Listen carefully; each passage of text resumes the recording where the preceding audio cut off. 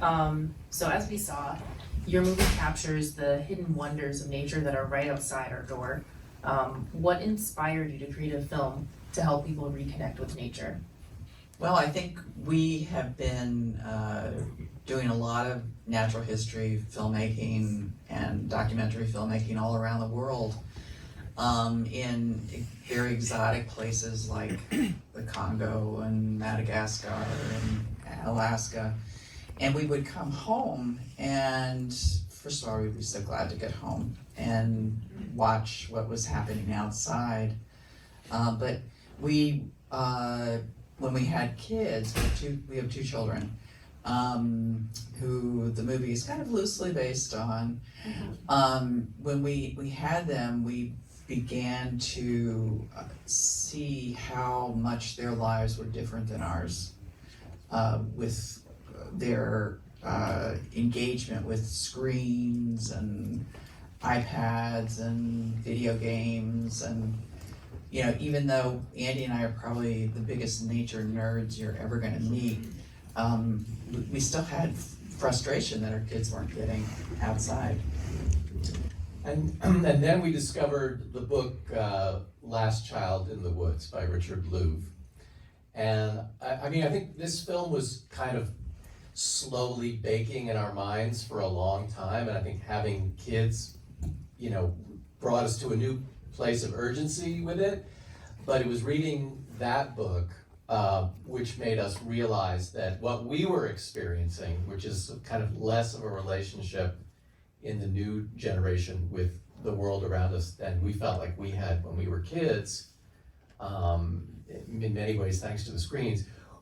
In reading Louv's book, we realized that this was a global phenomenon, and that things were actually changing generationally for all people. And it seemed to us like this could have lasting consequences, and we just felt like, okay, well, nobody's really talking about this. We need to make a film, first and foremost, aimed at young people to get them excited about just how amazing the world is all around us, and that you don't have to go to the faraway places that you see in the nature programs. It is really all right around us. So that's kind of what brought us to it.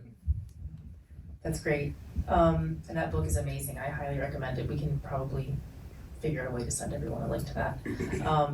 One of the coolest parts of the film was giving sort of those overlooked views of parts of nature that we don't usually see often. I'm sure you had thousands of hours of footage, but are there any particularly memorable or surprising things that you captured? Well, I think the wood duck jump was definitely something that, well, first of all, it was a total surprise to us when we discovered that we had wood ducks nesting in a tree that was, probably about 30 feet from our house. This was our house, by the way. We don't live there anymore, and I'm told the homeowner is here, so I hope so. Great. Forgive our intrusion. We just didn't realize it at the time. But so this is all very much based on what we experienced in our house, and those wood ducks were nesting in the tree closest to our house, and there was a whole story behind it, but that was one of the things that woke us up to the fact, and because we discovered it by accident, right? Andy and I were actually outside, and we were in the hot tub one evening, and the wood duck, it was in springtime, so it's like optimal time to get out in the hot tub. The weather's nice. And the ducks, wood ducks make a certain call. And there was a wood duck female going around, because we were, it's in the canopy right next to the pond. So we could hear her, and then all of a sudden we just watched, and she just went whoop right into this hole. And we were like, oh man, that's probably a nest. The tree that the wood duck nest was in it fell down during, part of it like broke off. I was heartbroken when the tree blew down. Luckily it didn't hit the house, it blew the other way. But I had this nagging feeling like maybe I should save that nest, you know, I might need it one day, and so I chainsawed it out and it stayed in the garage for quite some time. And then when we were working on Backyard Wilderness, I got the crazy idea, and this was in the spring, and you could tell the wood ducks were like looking, and they were, you know, visiting right where their tree used to be, and I was like, what if we took the nest and just sort of bolted it up to the tree, adjacent tree? And that's what we did. So that gave us the chance to pre-rig it with stuff. And within a week, they were in there. And by the way, if you go to our YouTube channel, there are videos, making of videos about many aspects of this film. So if you're curious, because I know there are a lot of people always have questions about stuff. But the salamander migration was also something that blew me away, that I really wasn't aware of. And I remember when we were first starting to film it, because it's only a couple of days in the year when you get this happening, and we were driving all around T-Town Nature Preserve, which, you know, we filmed a lot of it around there, and there were those couple of nights where you would see them crossing the road. And when we really got into it and realized how vast this migration was, and also how much it was impacted by, you know, suddenly happening in suburbia, that was just an amazing thing to behold. So the land where you filmed is protected by a conservation easement, which Jen can tell you more about after, but it basically just means that the land can never be developed, so it's going to stay natural forever. How important do you think it is to protect land now to ensure kids in the future can have those same experiences that we saw in the film? Well, first of all, I have to thank the Land Trust, Westchester Land Trust, for helping us make that easement, which we did on the area. You can't show you a map of the property, but we did it on the area where there's the sort of vernal pool wetland area, and up towards the back to where there was a stream. And we felt very committed to doing that because of we felt that area was particularly biodiverse, and we also felt good about doing it ourselves. And it's actually super cool that there's now that it's lived on after even we've sold the property, and it's being, you know, maintained and taken care of. And that was the first place in my life that I saw spotted salamander eggs. And that was like, whoa, I was so excited. And you know, our kids are like this big, and I was like dragging them out there, and you know, gotta see this spotted salamander eggs.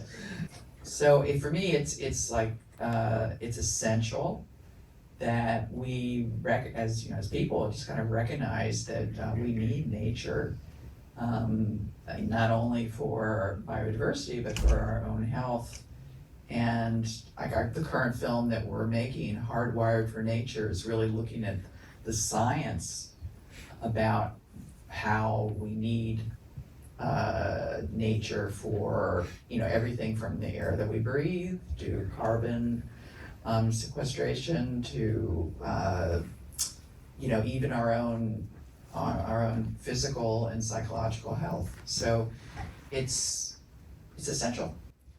Yeah, I would also just add that, I mean, there's been such a precipitous loss of wildlife in terms of numbers and also species biodiversity in the last 50 years that it's become clear that, you know, in the US alone, the national park system, which is amazing, is not enough to protect the biodiversity of our country. And in fact, the only way it's going to be protected is through privately held land. And that's where the conservation easements come in. It's people taking initiative to protect habitat on their own properties, which is going to create, hopefully, you know, a network of corridors that actually allow populations of animals to exist. Because, you know, when everything gets cut up and mowed and everything, things just disappear from areas if they can't actually, you know, if the pollinators don't have the species that they need to go to. So it's absolutely essential, and it's, as Susan was saying, it's not just about preserving numbers of wild animals, it's about preserving ecosystem functionality. because we depend on that ecosystem. So it's essential. One of the most striking parts of the film was how it starts out very chaotic. There's screams and beeping and people are just sort of living unintentionally going through the house. And as the main character starts to go outside more, she slows down and she observes more. Since we're all surrounded by screens and chaos and we're all so busy, what would your advice be to families or people who want to cultivate those deeper connections with nature? Well, I think go outside. It's even 20 minutes outside in the woods, or not even in the woods, but just walking outside in an area where it's less urban is restorative to your stress cortisol level, and it also is kind of rejuvenates our brains. It allows our brains to relax in a way that heavy decision making doesn't. It's something called soft fascination.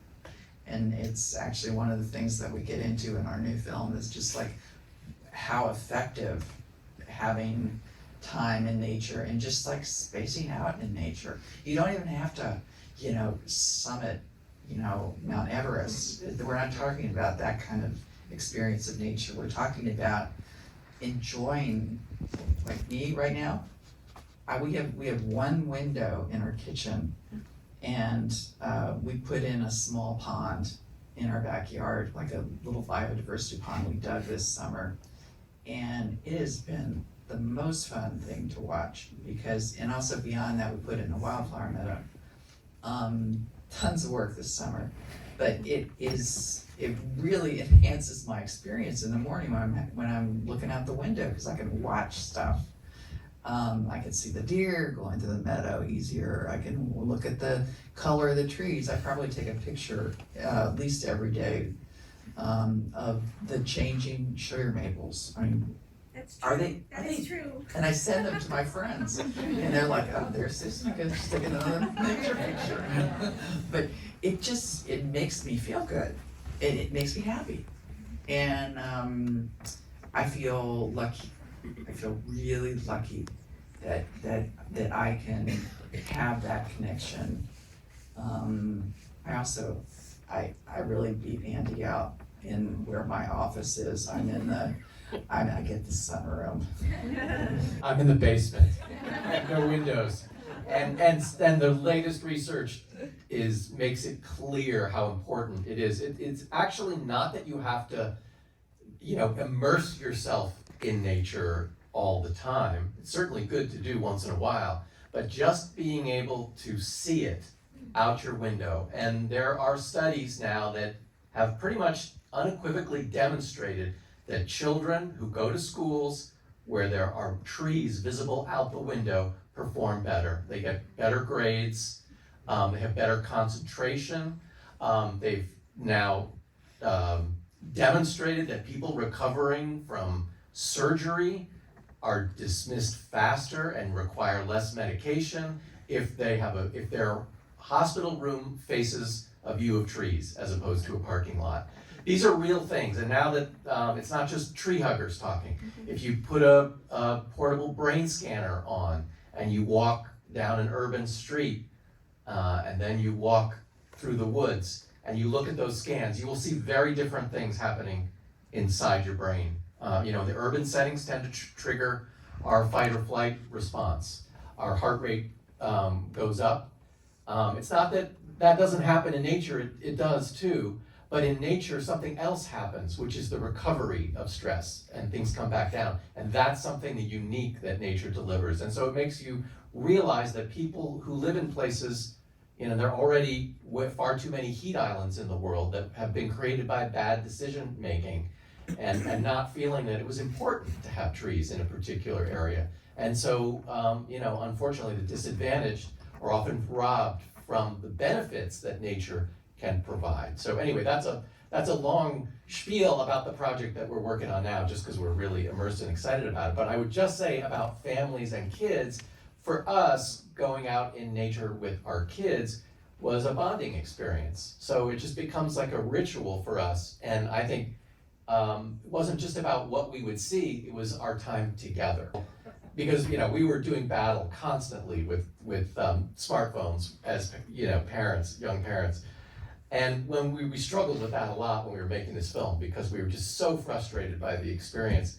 But we also learned that we couldn't turn our movie into a technology bashing exercise, because that wasn't going to get us anywhere. And we also started to learn that there are great ways to use the technology to support the experience. And we were very fortunate to have an app created for this film, which is now in wide circulation, called Seek, and it's for kids. And you can aim it at a plant or an animal, and it's going to give you a pretty good idea of what it is. And it turns it into a game where kids can collect points and see how many forms of life they can collect, in 20 minutes, in an hour, in 5 minutes, and it becomes really fun. Because there was an amazing statistic that came out that the average American kid could name over 300 commercial brands, but could not name 10 species that lived around them. And that's a huge lack of awareness that frankly we are all responsible for, and it's just about how we live. And Seek is one of those tools that we hope will get more families and more kids out there looking and appreciating all of the amazing forms of life around us. And it works globally too. You're in Pakistan and it pops up Pakistan and gives you the common animals and plants that would exist in your area. It is very fun. I've tried it before. Yeah. Highly recommend it. Can you remind everyone the name of your new movie and when and where they can check it out? So the film is called Hardwired for Nature, and that refers to this idea, which science is now bearing out, that we have an interconnection we may not be aware of, but it's starting to come out in rising incidents of depression and cardiovascular conditions, and we realize that these things may have a lot to do with the increasing absence of nature in our lives, because most of our past was spent in nature, and only very recently, in the tiniest blink of an eye of our history, we suddenly now spend 90% of our time indoors. And that's a huge change on the body, and it seems quite apparent that the brain is actually, has not caught up to that and very much misses our more familiar surroundings, and that's why we seem to see some of these results. But anyway, we're very early in the process, trying to just gather as much goodwill and support from people as we can. Backyard Wilderness was made entirely by the goodwill and charitable contributions of people, mostly in Westchester. And films like this don't get made by themselves. They need angels to help make them happen. So we just like getting the word out of what we're doing. Susan and I have a nonprofit. We're in this for the long haul. We like making films that try to change conversations and get people thinking about these things. So before we open it up to audience questions, I have a question for my colleague Genshin. I had mentioned earlier that the land is protected through a conservation easement. Can you tell us a little bit about what conservation easements are? Maybe touch on some common misconceptions or cool benefits that people might not know about? Sure. So if you're not familiar with them, conservation easements allow a landowner to retain ownership of their land while protecting it forever from certain uses like development. And so a lot of people think that you need a huge, pristine forest to protect it, and that's not true. Sometimes just a backyard wilderness is enough.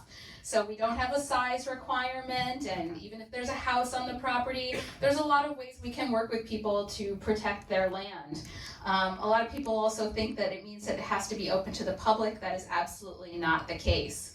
And a lot of people know about the tax benefits associated with conservation easements, but when you work with us to protect your land, you really get a lot of other benefits. You're partnering with a whole community of people who care about the land. And so sometimes that looks like We might find something like your neighbor didn't realize where the property line was and cut a tree down on your land, and you would never have gone to that back corner of the property in the winter to find that, and we did. Or if you're already out on your land gardening every weekend, pulling invasives, you have someone to talk to about how to manage that property and how to ensure that it really is the best it can be.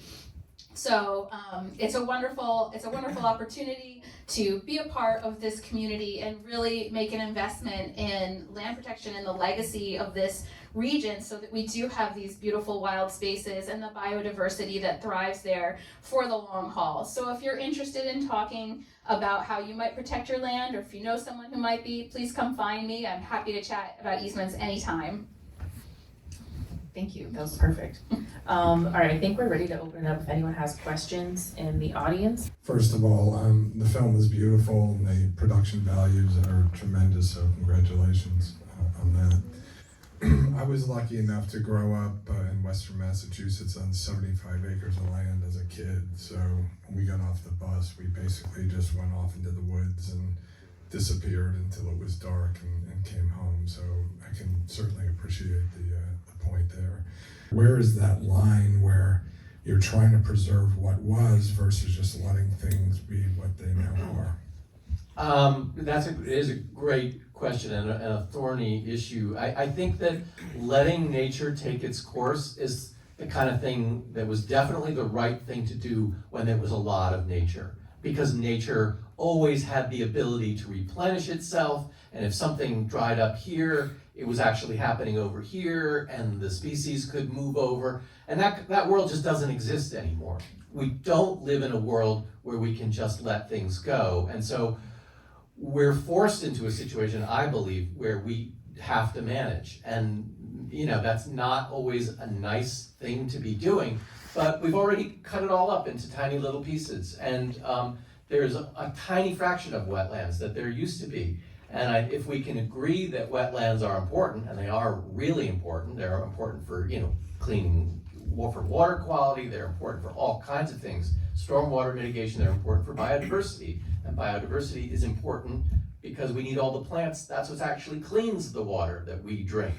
So we're dependent on these ecosystem functions. It's important that we give it value, and then there have to be laws in place, where applicable. I mean, obviously people can do things on their property to a certain extent, but that's why planning is so important. And I think if you realize that, if you value biodiversity, then it is worth having at least some regulations in place that allow us to maintain biodiversity, because ultimately we all depend on it. So it's hard when you see things like that happen, and it's definitely happening. It's happening all over the place. We've noticed a huge difference in the time that we've been in Westchester. Anybody else? Questions? I think we have one in the back. Back here. Can you Oh. pass it down there? I'll come get it. Thank you. First of all, your footage is extraordinary. It's David Attenborough, narration quality. I have a two-part question. First, did you have the storyline and the shot list and then the footage, or did you collect the footage and say, all right, how do we assemble this? And secondly, when and how did you decide to incorporate visual effects to supplement?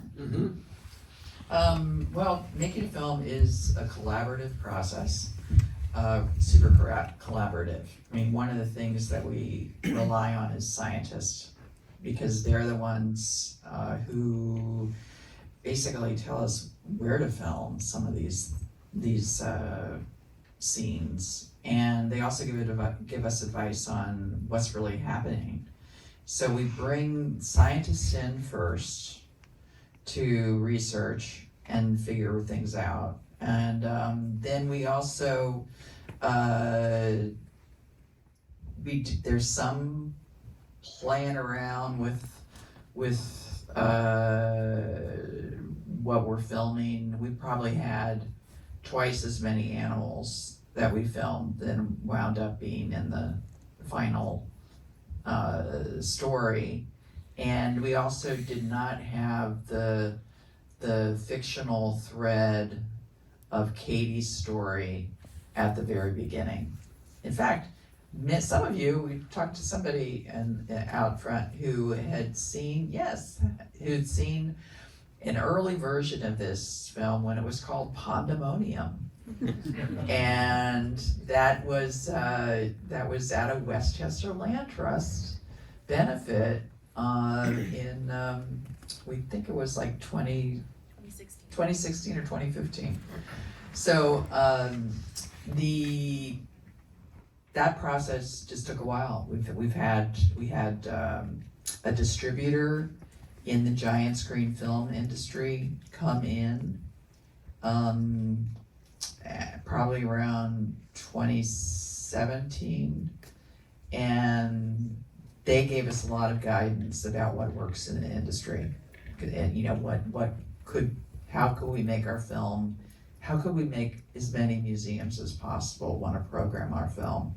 So there was science curriculum light woven into some of the story, like with the water cycle and with the pollination, and all that is available online in an educational curriculum for next generation science standards in Spanish and English at backyardwildernessfilm.com. And that's being used by schools, teachers. There's a family activity guide in Spanish and English. So all that, it took about 4 to 5 years to put all this project together. And it does take time.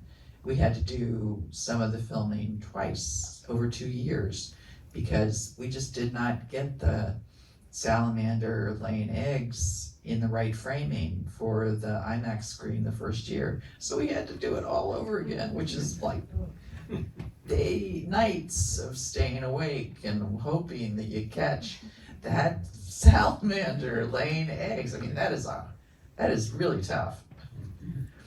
In terms of your question about the visual style, and thanks for your comments, and how we decided to bring visual effects into the approach.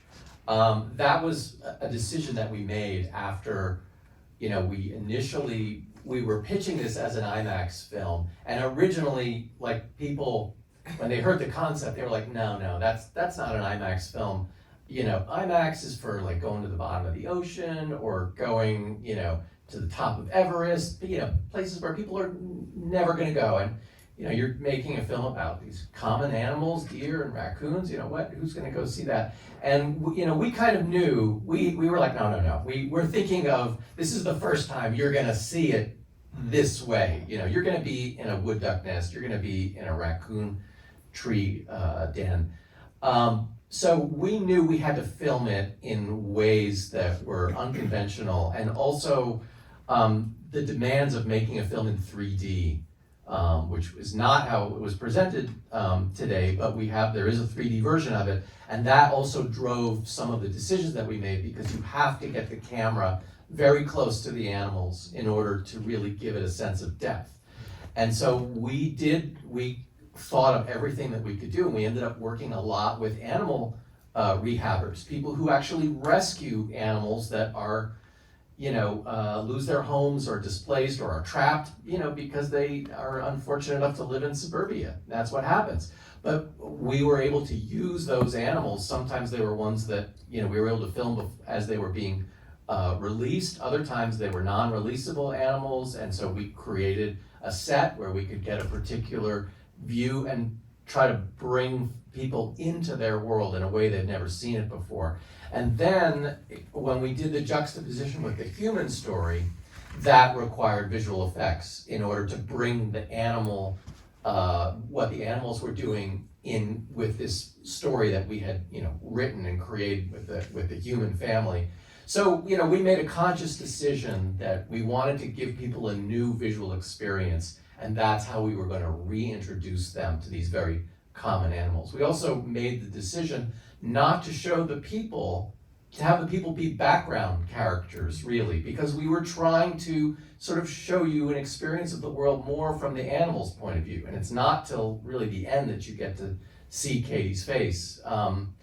And that was a conscious decision. You know, we took a certain visual point of view in it. So it all very much evolved, but we had some of those ideas from the very beginning. I'd like to recommend this beautiful, enduring film to a variety of friends and family. How can it be viewed? It is streaming on Netflix, so it's very easy to see. So, you know, they can add, please tell all of your friends and family this film is as easy to watch now as ever. We loved having it in giant screen theaters. It still is in some. It still does show for school groups.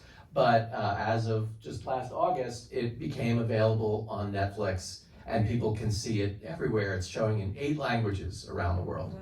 Yeah. And you can find it under Kids and Family, or sometimes inspiring documentaries, or my favorite, feel-good films. Yeah. Have you done or considered doing anything with bats or bat conservation, since they're very important for our ecosystem? I have to laugh. Okay, this is Andy's story. Well, it was actually, before we got married, I had it was one of my first big jobs for the BBC. And they needed somebody to go into a bat cave in Texas.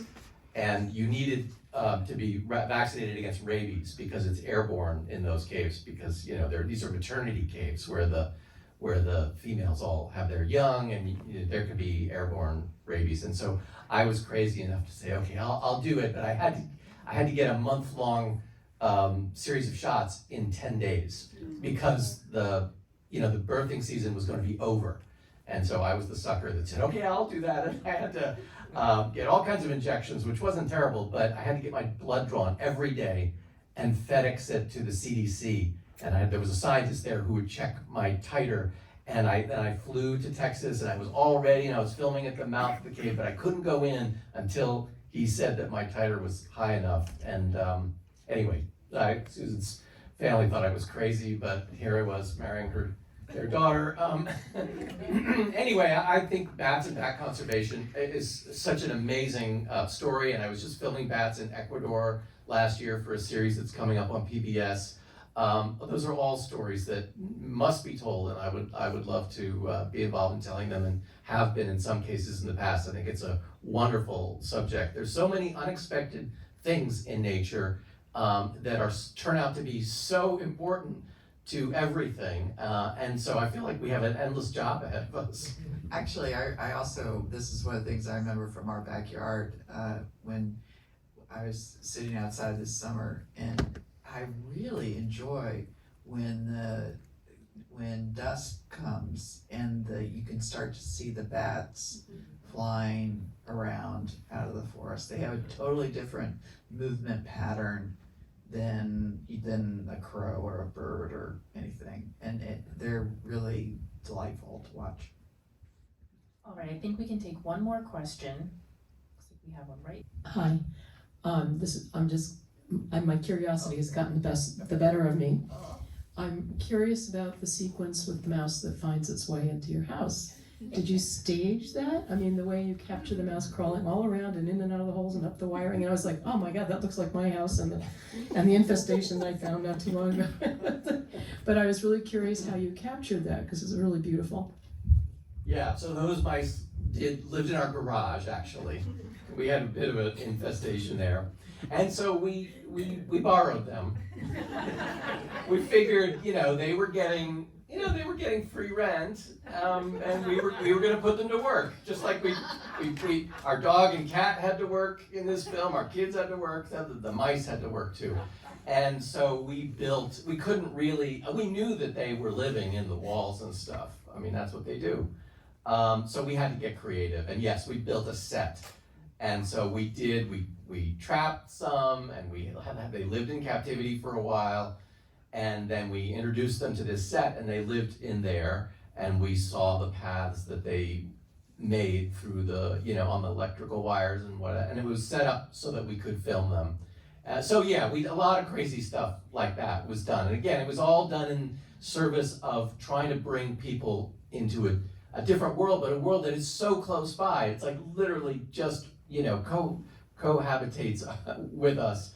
But this checking back and making sure everything was scientifically accurate, of course, was very important. But after we were sure of that, then it was all about giving the audience a treat. Thank you for that. Thank you so much, both of you, for being here. This film was incredible, and thank you to Gentian for telling us about conservation easements. It's been lovely. Oh, one more question? I'm sorry. I've been dying to know, how did you film the blue jay? Was that with a drone or? Yeah, but that is one of the most common questions that we get, and there is a video about it on our website. Yeah, actually, there's a really good video about the mice too. Yeah. A making of video with lots of swear words in it. When the mice is following those mice with a camera, you know, it was very difficult. You want to tell them about the blue jay? Sure, the blue jay, that's Marguerite. And Marguerite was a blue jay that had an injured foot, and she was at a rehab center, unreleasable, in Long Island. And we had this vision of flying with the blue jay. And cameras are a little bit heavy for that right now. So what we did was we took Marguerite to the Harvard wind tunnel, which is where it's Harvard Study Center. There was it the Harvard Forest? Harvard Field Station. Harvard Field Station. In Okay. Connecticut. And they have a big giant drum that they use to study flight in birds. Basically the bird goes in the drum and air comes, it's like flows right towards them, and they just start to fly, and they can film bird flight and study, every feather and everything. So we got permission to put Marguerite in there, and we covered the interior of the it's not a tank, It's a wind tunnel. Wind tunnel with blue screen, with like blue. Well, no, you can't use blue screen because Green it's screen. a blue jay. No, green screen. Use green screen. Green screen, sorry. And then you can, when you have that image, you can put anything behind it. So we did drone aerials over our neighbor's backyard, which was all forest, and put Marguerite in that scene, in that background, and it looks like she's flying. And we did that everywhere with the subdivision that she flies in front of, and Yeah, and our conservation easement, some footage is actually in there at the very end too. And Marguerite loved it. She got a lot of treats. yeah. Thank you. It's really cute in the making of footage. Marguerite's like jumping on Andy's head and everything. Wonderful. Thank you all so much. Let's give them another round of applause. Thank you. Thank you.